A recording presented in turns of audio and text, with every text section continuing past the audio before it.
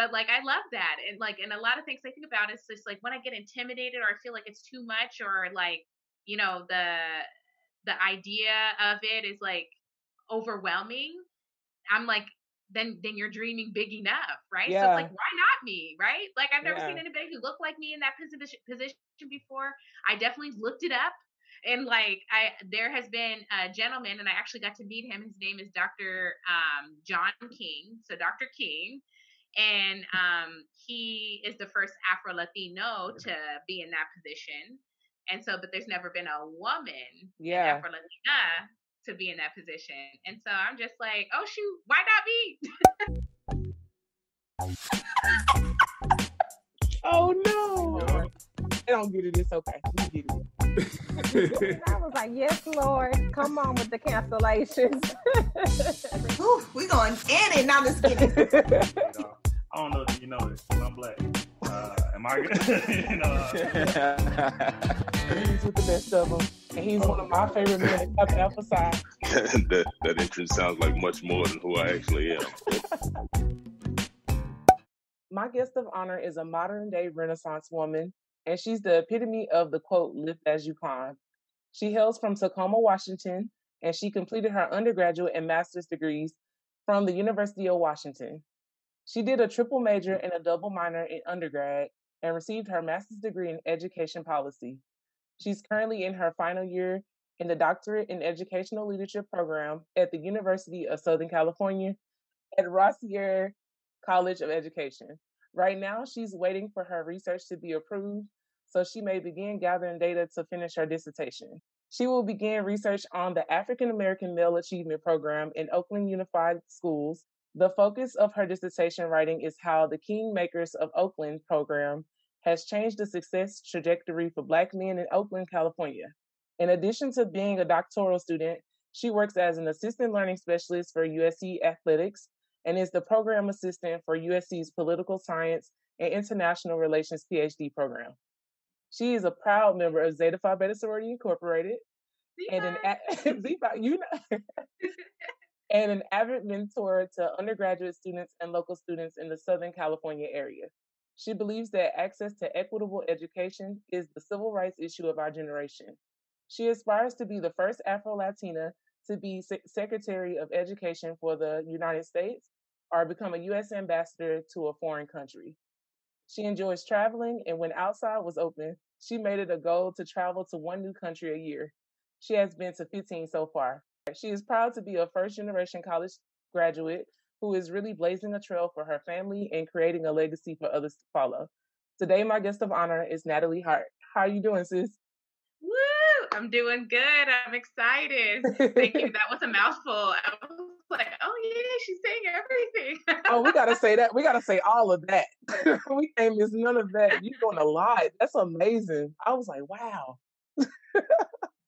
Thank you. Yeah. That's awesome.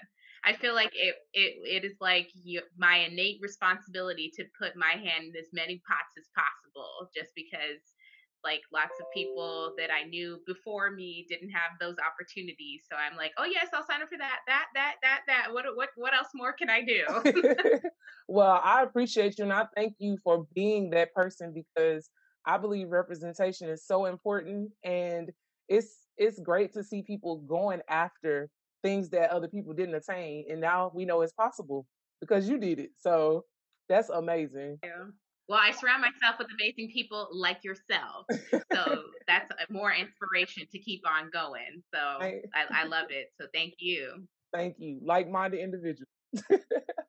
How has quarantine been going for you?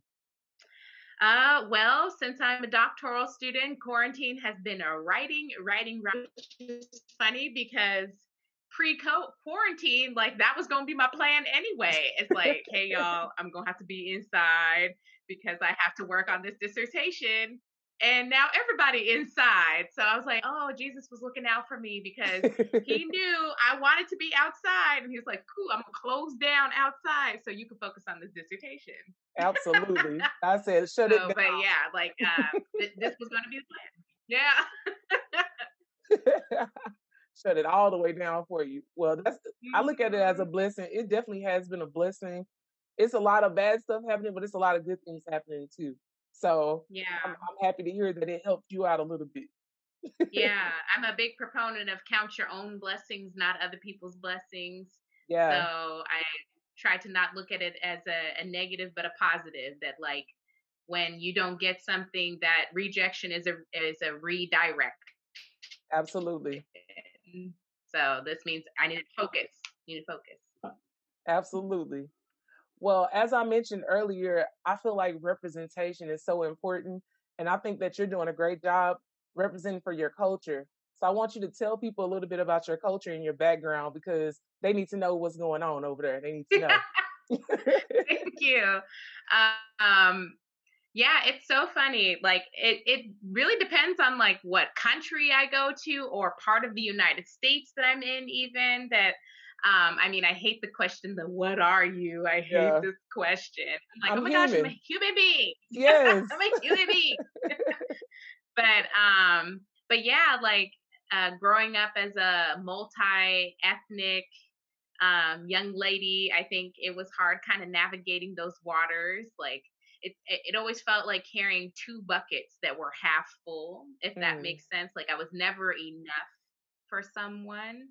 So I'm just like, I kind of have to be my own thing. And it wasn't until I was an undergrad and I came across Dr. Henry Louis Gates. And he's a professor. I think he might be a dean now. I might have given him promotion. I'm not sure, but he's over at Harvard University, wow. and he does this PBS series about Black and Latin America. And so the nerd that I am, who loves documentaries, I was like, oh, okay, I'm Black and Latin. Let me look at this. That's the first time I have like a who also like have a Spanish background as well. So that was the first time I learned um, like to have to normalize seeing people who look Black who speak Spanish.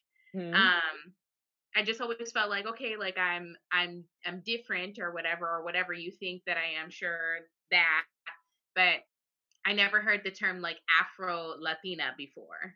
And it was in watching that documentary on PBS that is still available if people want to watch it. I'm pretty sure you can just YouTube it. But yeah, I was just like, wow, okay, I have community. You know, I have Hmm. something to cling on to. Because yeah, in other like Mexican spaces or Latino spaces, it was like she's Black, like she's not one of us. But then in like in other Black spaces, it'd be like, but you're not quite Black, you know, you're not all the way Black. And I would get that, and it's like, you don't really understand because you're not all the way Black. And so it's just Hmm. like, gosh, like how when can I ever be enough, you know? And so it was in undergrad, I feel like I started to shed that anchor of I need to be all like this, fit this certain mold for each of these communities. And I started to, you know, carry on this armor now that like I am enough.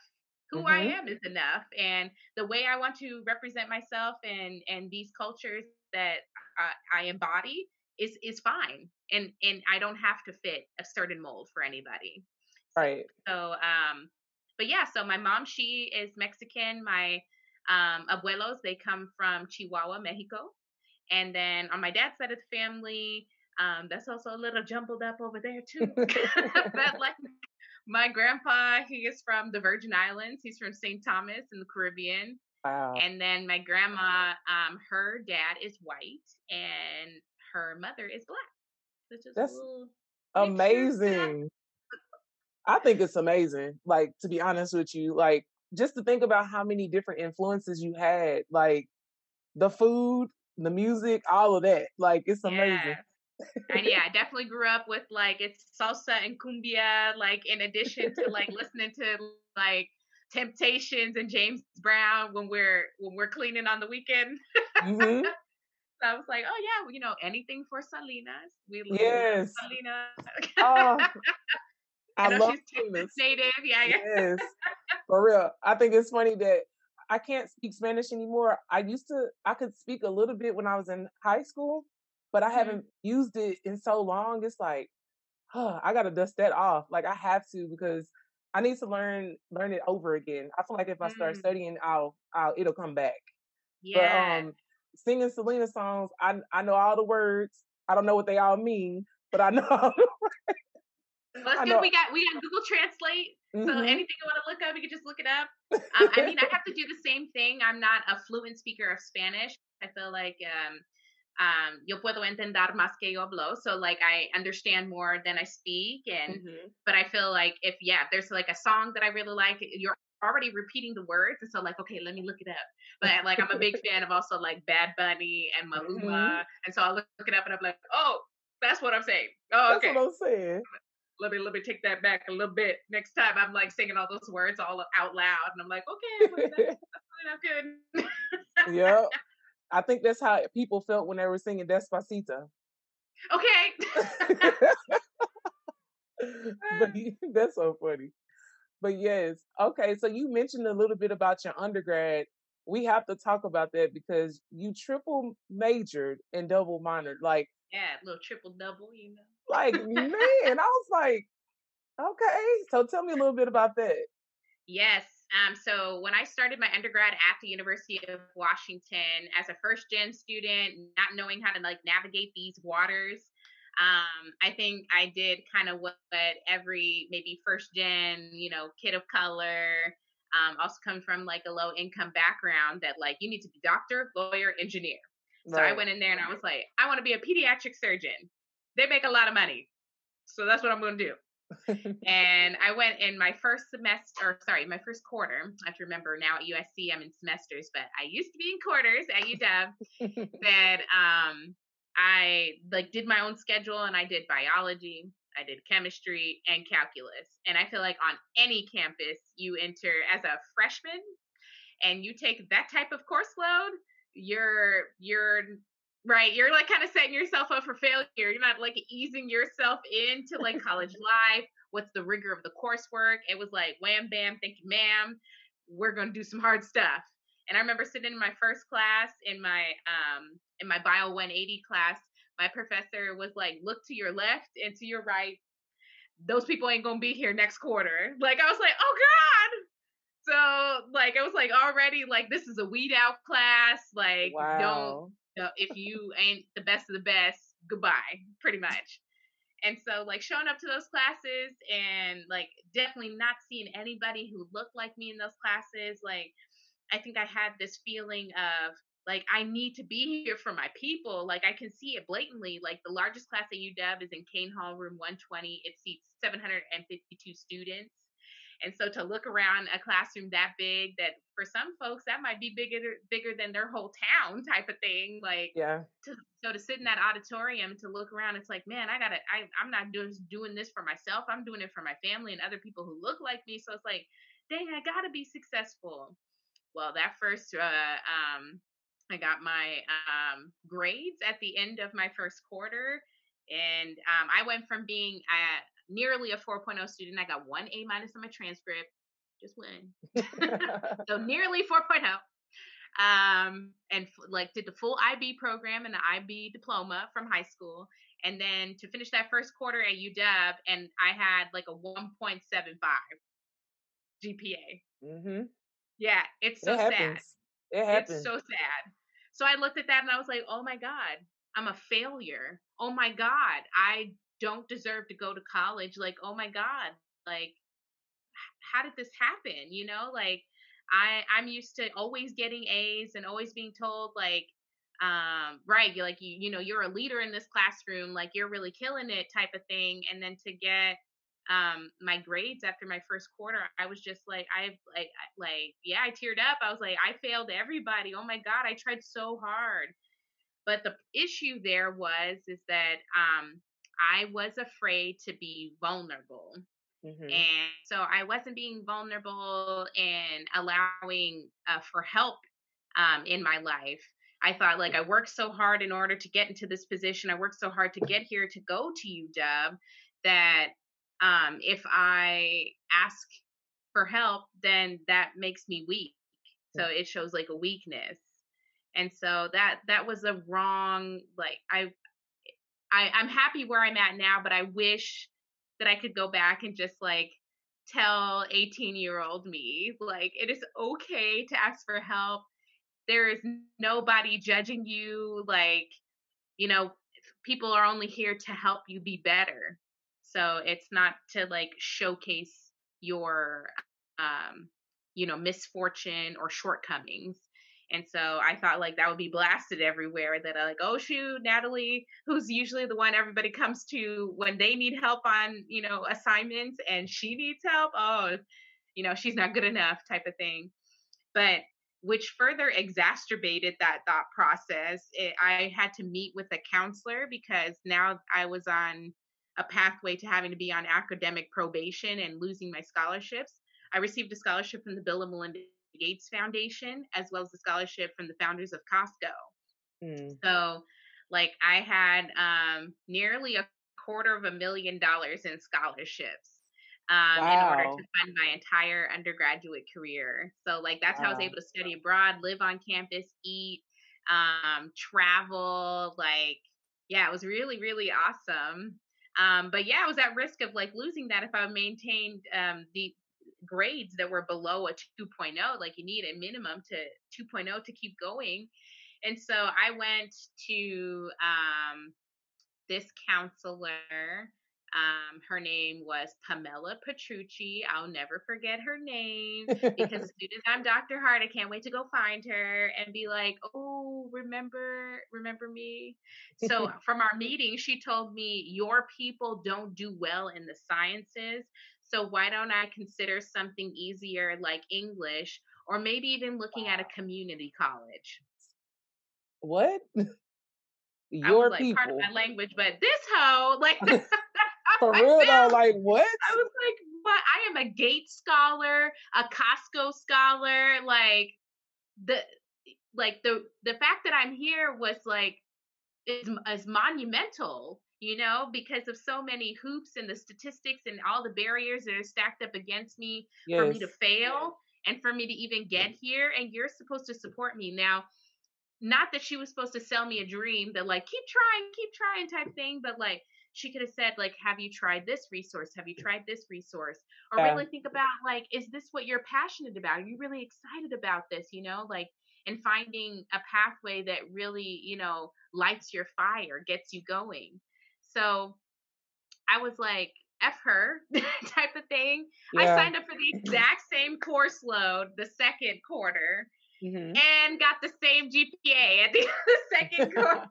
So I have two 1.7s on my transcript, and I am still proud because like I tried as hard as I could and tried to live someone else's dream, and that sits on my transcript as a reminder to live your own dream, live your dream for you.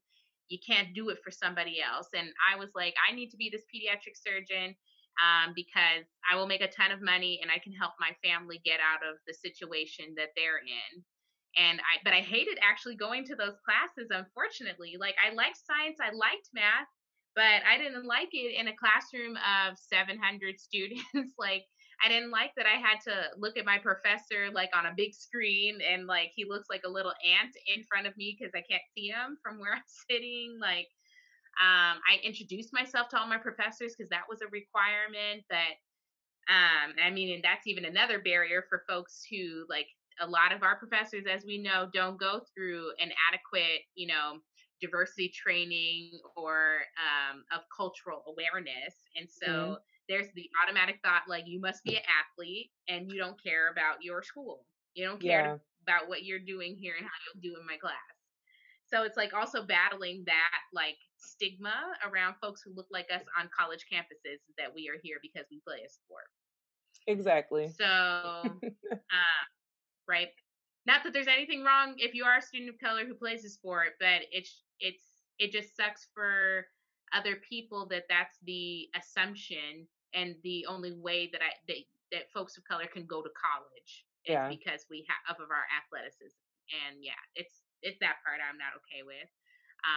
Obviously, I love student athletes and I work with them still to this day. Hmm. But yeah, so it's like battling that as well. That professors who may not be fans of student athletes think that about like all students of color. So I got a letter saying that potentially like I would not, be able to continue at UW. I'm gonna have to be on academic probation. I'll have this last chance, but I need to meet with another advisor. And so I ended up meeting with his name was Joe Nathan Thomas, and he was an advisor in the Office of Minority Affairs and Diversity. And I'll never forget his name. When I read a book one day, like when I get to wherever I'm at, like I am so grateful for him for like being my safety net. Like he caught me because I really thought, okay, I did a second crack at this. I got the same GPA. I'm dropping out. Like I really had thoughts of I'm dropping out. I'm not good enough to be here because I failed everybody and I'm a failure. So I don't want to keep failing. So I wanted to drop out. And so when I met with Joe Nathan Thomas, he was like, he presented it the way that that lady should have presented to me in the beginning was, Yeah. well, tell me what excites you about college. Tell me what you want to do one day. What is your motivation? What is, what could you wake up doing and not get paid for and enjoy doing it every day? Yeah. That's what you should be doing. You living in your truth. And so when he talked to me about that, I was like, wow. Well, I was like, I had took, I had mentioned to him, like, I really love presenting. I love talking. Like, I love like working with others and stuff like that. And I was like, to be honest, I was like, I came to college because I want to help people. And he was like, bingo. You want to Mhm. help people. You don't have to be a pediatric surgeon in order to help people. There's so many professions where you can help people. And you have this gift of gab, Natalie. Communication. Have you thought about doing that? And I was like, what kind of job can I get as a communicator? Because I thought the degree you got meant what your job would be. Mhm. That was my naivete. So I was like, communications. What kind of job can you get as a communicator? And So so many. he looked okay, and so he looked up a Google search, and he was like, "What kind of jobs can you get with a communication degree?" And it was pages on pages of all these different professions you can use a communication degree before. And he pulled up this Forbes article, and it was like the top 10 things employers look for, and the number one thing was an effective communicator. Yeah. And he was like, an effective communicator is going to make you so marketable. You can take that to an employer, and the fact that you know how to effectively communicate amongst your colleagues, between folks who are supervisors and things like that, they're going to love that. And I was like, oh Mhm. shoot, I didn't know that I could do that. So from there, I was like, and I found a love for my people. I had joined the Latino Student Association, the Black Student Union. Um, at that point, by spring, I came out as a member of the greatest sorority in all the land, of Theta Phi Beta Sorority Incorporated. So I grew this love for learning about myself and people like me and wanting to support others who look like me on a similar journey.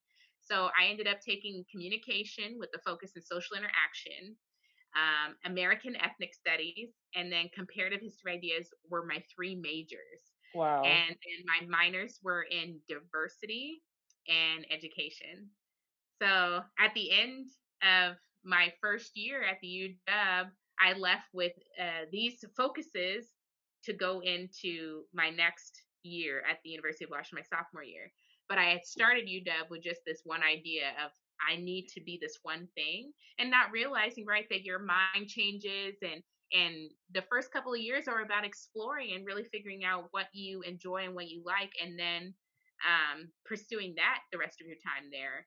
So it's good to come in with an idea. I think everybody should have, right, like a goal in mind to get you there, but explore once you get there to really find out who you are and what you want. And so I'm Yeah. so happy Joe Nathan helped to direct me in that sense. And so he sees me to this day because we're still connected on social media. He has moved on to another profession, but is no longer at UW. But I wanted to stay connected with him. And yeah, he's just seeing my accomplishments. And I always remind him, I was like, whether you realize it or not, but like you were such a huge influence in my life. And I'm a big proponent of give people their roses while they can smell them. So like, Absolutely. he could have went his whole life not knowing that like you changed my entire trajectory by that one meeting with me, that one meeting. And I lock on to that memory in all of my interactions with students and what I do to this day. the importance that that one meeting, whether that student comes and talks to you that one time or that one friend comes and has that conversation, you literally can change a life in one conversation. Absolutely. You definitely can. I love the fact that he was there to catch you, because I don't think a lot of people understand how impressionable students are. Like, especially when you're in that freshman and sophomore realm, like very impressionable. Right. So you want to put on for your city, you want to make sure your family is great and thriving, but you have to take care of yourself first. And I Right. think that's something I pulled away from everything you just said. I think that's so amazing. And I love his name too. He has like three first names. Yeah, Joe Nathan. Joe Nathan Joe Thomas. Nathan. Joe Nathan Thomas. That's Well, shout right. out to you, sir. Thank you for saving that. See, we both have a lot in common because I was a first gen student as well. And I do believe that our undergraduate careers have really impacted us and made us want to work in the fields that we're in right now. Yeah. We both work in athletics. Yeah. Yeah, so tell me how it is working with student athletes versus traditional students, because you have experience in both realms. Yeah, that's right. Yeah. So prior to coming here to USC, I was a high school counselor. Hmm. So I worked with high school students for about 4 years in Tacoma, Washington at Stadium High School. Have you ever seen the movie 10 Things I Hate About You? That's the high school it was filmed at. I love that movie. I love that movie. Oh, great. Yeah. So I was like, oh, this is where my office was. So that's pretty cool. It looks like a giant castle. It's a beautiful campus. And then before that, I worked in admissions as an admissions counselor and recruiter. And so yeah, it's interesting, like kind of falling into this particular position because it's a graduate student position. So I quit my big girl job to humble myself and take the student positions to kind of, help me get by. But I'm blessed with doing that, like I could still have some money in my pocket, that I was able to get free housing. So Yeah, I was like, I feel like it kind of balances out in that sense of the money that I'd be making from a full time job, that I would go into rent, and my rent is covered. So that I'm grateful to USC for having me on as an RA to be able to have the free rent. um, but yeah, like, so actually our soror, her name is Cheryl Taplin. She actually works for our head football coach. She's like the executive assistant to him. And I originally got connected to her, and she was like, oh, like, you already have the counseling background. They would snatch you up immediately yeah, to be able to work with our athletes as far as, helping them plan out their schedules, helping them to, work through their different subjects and help them break down material that's digestible, and so that they understand that, like, okay, I can use these certain study skills to get X, Y, and Z done. And so yeah, so our soror, I'm so grateful. She worked in athletics at the University of Washington. That's how we got connected. But she herself was a student athlete, and I think she even went to the Olympics for track. And she went wow. to Louisiana State University. So yeah, Go she's Tigers. she's awesome. Yeah, okay. And so she's great. And so yeah, so I'm glad we had kept that connection going. So as soon as I got here, I met with her, and she introduced me to the person who was a head of the academic side of the house, and I was offered the position the very next day. And so yeah, so working with the students, like, I mean, I had many friends during my undergrad who were student athletes. So like I dispelled that myth long ago of the dumb jock, or like I'm only here because, like I'm trying to go to the NFL. And not that there aren't people that like do have those dreams. Yes, like I'm not gonna say like, yeah, all of our students here, like they, school is the reason why that they're here. Like we know that's not true on all campuses. And I'm Yeah, sure students you work with too, like that's not the case. yeah, But many of the students that I work with, like, I'm happy that they are thinking about, how can I use my academics to support me, if my initial dream of doing this on a professional level doesn't go through. yeah. So, yeah, I don't feel like I have to like how 0.0002% of you like are gonna make it to as professional athlete, like so so yeah, so they're actually really great. Some of them are just so very prepared, and I'm like, man, I wish people could see what I see, that Yes. like, wow, they're very smart, very intelligent, got their stuff together. And then, you just have a couple of those, that do kind of fit that mold of like, I don't care about school. Yeah. I'm not doing any of my work. Like, I'm just trying to skate by You just gotta because shake them. I'm Like, trying to come go. on. Yes, yes, yes, yes. So, for this to be a D1 school, and for the many of these students who come here, like I think we have like the most students that go to play in the NFL. I think come from Yeah. USC, from the West Trojans. Coast, something like that. But like we have a lot of folks. Yeah, a lot of Trojans that go on to play professional football and other professional sports as well. So a lot of people are like, I'm trying to come here, for that I Mhm. do encounter. But Yeah, I think it's amazing that you're at USC. That's like one of the top schools. Like everybody knows where USC is and knows of that campus. So I think it's dope that you're there and getting to experience these crazy student athletes. thank you. Yeah, it's definitely a blessing in disguise to have ended up here. I think my first choice um, was Harvard University, but unfortunately, I did not get selected to go there. But I feel like that is a reminder that what you want may not always be what is good for you. And so Yeah. I think about like what life in Cambridge would have been like versus life in LA. And I'm in LA, I really like that, but at Harvard, their program was free. So that's mainly why it was my first choice. Oh Yeah. yeah, yeah. I like the free. Yeah. Okay. Okay. Like free. Speaking of free, really quick, let me ask you, how did you even go about getting all of the scholarships that you got for undergrad? Oh yes. So that was a blessing. Most definitely. I'm so grateful, and it's a beautiful network to be connected to now to this day, that I love that, like somewhere, like there's my name as a list of like one of the scholars for the Bill and Melinda Gates Foundation.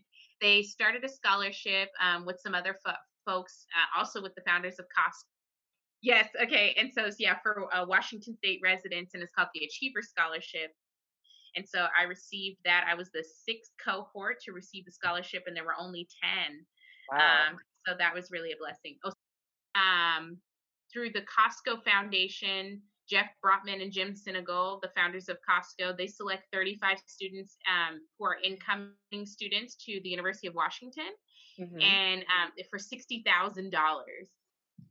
So yeah, That's amazing. so yeah, it's beautiful. I also got a scholarship from the Elks Foundation.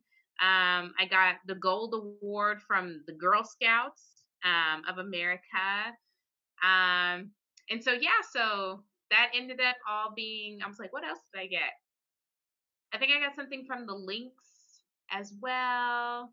The I, Tacoma Urban League. Like, yeah, I was like applying everywhere. I was like, somebody's gonna pay for this. somebody's gonna pay for. How early did you start applying? I got the scholarship from the Bill and Melinda Gates Foundation my junior year Okay. in high school. So so junior year was when I began. Okay. Well, tell me all about being at USC and chasing after being Dr. Hart. Tell me all about Yeah. that. I love it here. Like I love Southern California, I love LA. Like I actually was born out here, but I just didn't grow up here. I grew up in Hmm. Washington State. Um, but yeah, like it's beautiful sun, beautiful people. Um, like USC is a beautiful campus. I love I love that I said I have my hand in like little different pots. So like working for the political science international relations department, as well as working in athletics, as well as Hmm. working in student affairs. in residential education. Like, I'm happy that I am blessed with this gift of, like, always doing more. What can I do to outdo myself from before type thing? So I was just like, I tried to fit as many things as possible in addition to being a doctoral student. Mm-hmm. So yeah, it keeps me active. It keeps me engaged.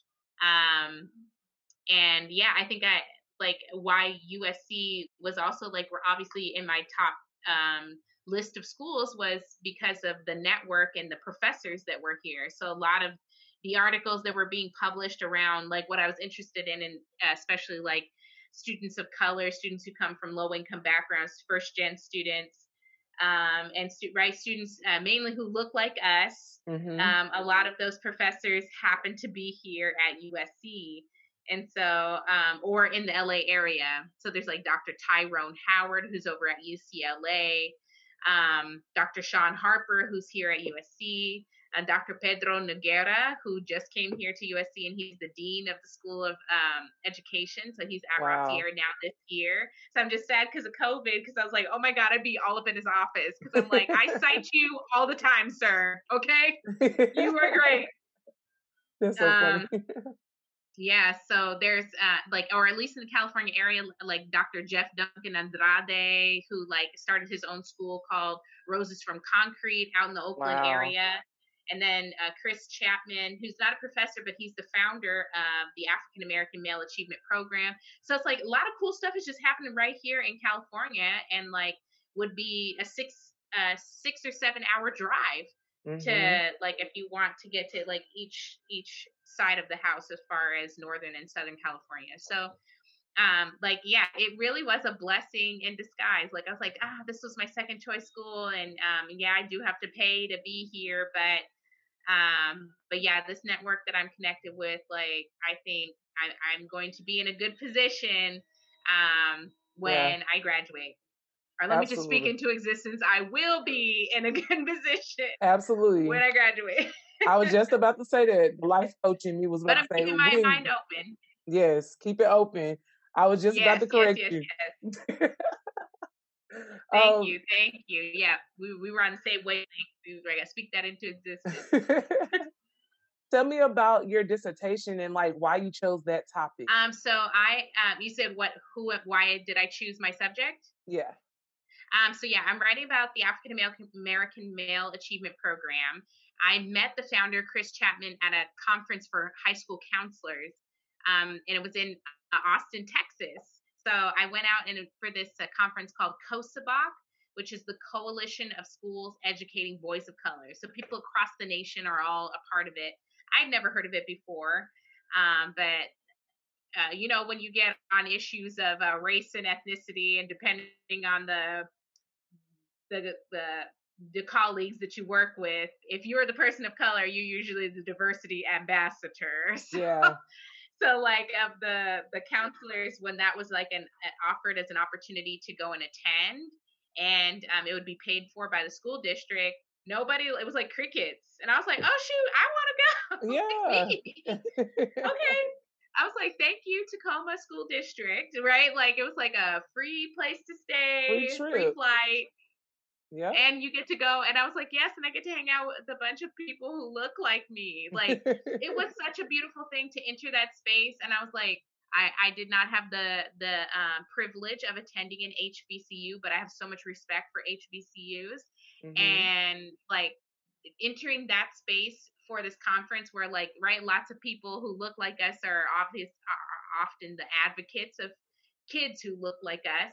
And so Mm-hmm. to enter that space, I was like, whoa, like, to be in a room where everybody just gets it. I was like, Yeah. this has to be what like going to a HBCU is like. Like, I was like, wow.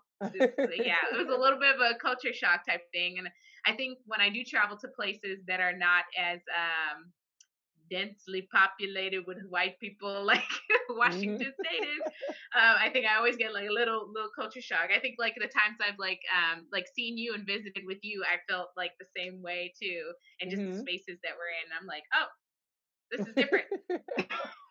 Yeah, it is definitely different when it's refreshing. because we're not used Yes. to it. So Yes. Yeah. Not different in a bad way. Not at all. Yes. yeah, It's definitely a good way. A good way. a Yeah. good way. Well, you have very big aspirations to be the Secretary of Education for the US, and if not that, an ambassador. So tell me what inspired that and how are you going to get there? How you feel like you're going to get there? Yeah. So yes, it is a big lofty goal, but my thing is why not me? Yeah. Like our lovely quarterback of the Seattle Seahawks, Russell Wilson, he's quoted as saying that the first time we went, or not the first time, but when we had went to the Super Bowl, and him being the first black quarterback to go play in the Super Bowl was like a huge deal. Mhm. But like, yeah, he was quoted as saying like, "Why not me? Why Yeah. not me?" So like I don't know. I always keep that little quote, and always root for the home team, of course. But like I love that, and like and a lot of things I think about is just like when I get intimidated or I feel like it's too much or like you know the idea of it is like overwhelming. I'm like, then you're dreaming big enough, right? So it's like, Yeah. why not me, right? Like I've never seen Yeah. anybody who looked like me in that position before. I definitely looked it up, and like there has been a gentleman, and I actually got to meet him. His name is Dr. John King. So Dr. King, and he is the first Afro Latino to be in that position. And so, but there's never been a woman, an Yeah. Afro Latina, to be in that position. And so I'm just like, oh shoot, why not me? So like, I mean, of course, like what a great thing it'll be if someone beats me to having like that little like notoriety or whatever. Like that's quite all right. But I feel like right, you shoot for the stars, or right, you shoot for the moon, you land amongst the stars, type of thing. So I'm like, that's the highest position in education in all the land. So Yeah. why not? Why not shoot for that? And like, if I don't get it, I'm not going to be disappointed in myself, like by any means. But Yeah. I put it on my goal list that by age 55, I want to have hold that position. And the position usually is held for a presidency, a term. Mhm. So, like, obviously, I would have to make some good connections. And by the time I would assume by maybe 50, 55, I would have made some good connections in education that I'd be deserving. I want to be deserving of that position, that I have a good career behind me and experience that I'm worthy of holding that position. Unlike the current person that we have there now, who's never been to public school a day in her life, but that's a whole nother subject. You know, I don't Whole even nother want to subject. get because I can go on that, but Okay. we're not even gonna do that. We're gonna leave it alone. Okay, I, Betsy. Mm-mm-mm. yeah, Betsy ain't it. She ain't it. But She's not. I think that you definitely should shoot for whatever it is you want. I always say the sky is the starting line. It's not the end point. So I think Okay. that's so dope. Like you're gonna get there. You're Thank definitely you. gonna get Yeah, there. just to be in some position where I'm creating policy that really affects like students who look like us, like, and I believe my life's purpose is about the legacy that I leave, right? Yes, And ma'am. so I'm just working hard to live a life that others would want to follow. That- That's what I'm trying to do, and let them know it's possible and you could do it. You And you could can. very much do it. So the other one is like being a US ambassador, and my love for travel is definitely a big influence in that. I got bit by the travel bug when I got to study abroad in undergrad, and I went to 10 different countries for free. And Wow. I went to New Zealand, and I was just like, oh my god, I could totally see myself living here. Oddly enough, and I watched this documentary called Yai Air Ambassador on Netflix, and it was about the ambassador to Denmark Hmm. under the Obama administration. And I like it's like 10 episodes, something like that, and following like what his life is, and it's a lot of like attending things, shaking hands, kissing babies. Well, this is pre-COVID, so like it might not be all that, but it was like yeah, like dinner parties, and you're like there in place of the president, or like to express the like president's like views on things like in the country, and you are in a very very nice home. Yes, ma'am. He lived in a mansion in Copenhagen. It was gorgeous, and like and literally everything is paid for: your flight, your travel, your food, to live there, your free rent, your spouse, children, like best education, all of it's covered by American taxpayer dollars. So I look at that stuff and it's like, shoot, why not me? Yeah. I where other people pay for my living expenses, Yes, and literally please. he stacks, or he or she who holds those positions just stacks up their salary. So you hold that for a presidential term, 4 years, right? And if you're blessed to get that eight, that's 8 years of not paying a bill in your life for 8 years. Yeah. You are set. And your Yeah. salary, you're paid $1 less than whatever the vice president of the United States is making. You have to be paid $1 less. That's So beautiful. he was making like $200,000 a year with everything else covered. That makes it to like what, $500,000 in expenses a year. Yeah. Everything is covered. So for doing that for 8 years under Obama, like what he stacked up, what, like $2 million. He said, Set. I want to do Definitely. that. Right. I want to do that. Well, Yeah. that's so dope. Yeah.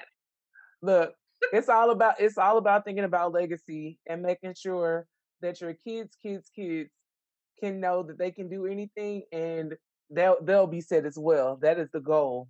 Amen. Yes, So generational wealth. That's what we need. That's we what our peoples need for sure. we gotta have it. So I have two more questions for you. Okay. How do you define success and happiness? Mm. Okay. Success is progress. Success is progress.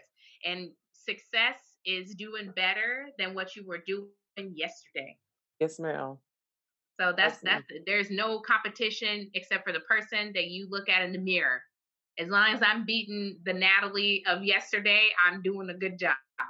Yes, But if you're ma'am. doing the exact same thing that you were doing yesterday, a year ago, 2 years ago, that's not success in my eyes. It's what are you doing to work towards something better to get you to where you want to be. You got to be doing something today to get you where you want to be tomorrow.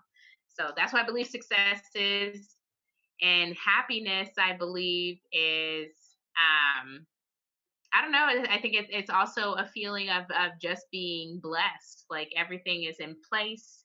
Hmm. You your mind is focused.